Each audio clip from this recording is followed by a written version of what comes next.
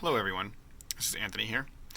So I compiled this list of videos for you to go through some training and get the basics of what each one of these items does here. The first video, 1 and 2 here, just kind of talk about general Midas introductions, how to set up a show file, and how to do some other stuff. It's outlined at the beginning of each video. This last one here is just kind of a start to finish tutorial of these first two here. This one goes in depth into patching, very in depth. You might find it to be a bit dry. If you've learned everything you need to learn from these previous two videos, this one is optional. How to use a compressor. Part 1 and Part 2 are definitely necessary. They explain compressors quite well, and I highly recommend that you watch those. And if they're confusing, watch them a few times. When you get behind the soundboard, it'll make things a little bit easier to understand as well. Part 3 here is definitely an advanced technique. We don't need to pay too much attention to that unless you really want to know how to do some advanced techniques. There's some cool things that you can do with advanced techniques, and so if you want to get creative, feel free to watch Part 3 and begin to implement that into some of your mixes. But honestly, Part 3 is definitely some advanced techniques. Audio gates explained here.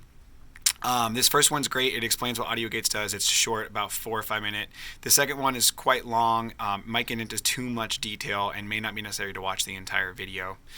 These two here, it was tough for me to find a parametric EQ on a soundboard. A lot of these videos that I'm giving you guys to look at are videos from recording, so they're using programs like Logic or Ableton Live or different things like that to show us what they look like. But for the most part, they work in the same way. This EQ here is kind of strange, the way that this EQ works. It's pretty self-explanatory though once you take a look at it.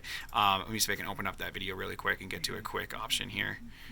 Basically, the way this EQ works is when there's a signal coming into it, it pulses across the entire band, and then it shows up in red where the EQ, where it is more.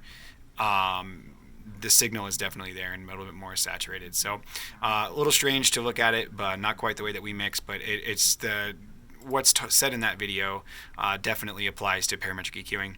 If this one's too complicated for you to kind of transpose some of the information, this one just kind of explains EQs, parametric EQs in their simplest form.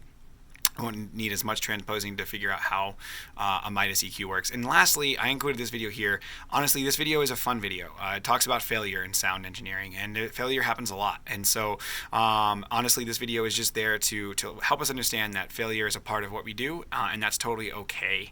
I definitely recommend you watch this video as well.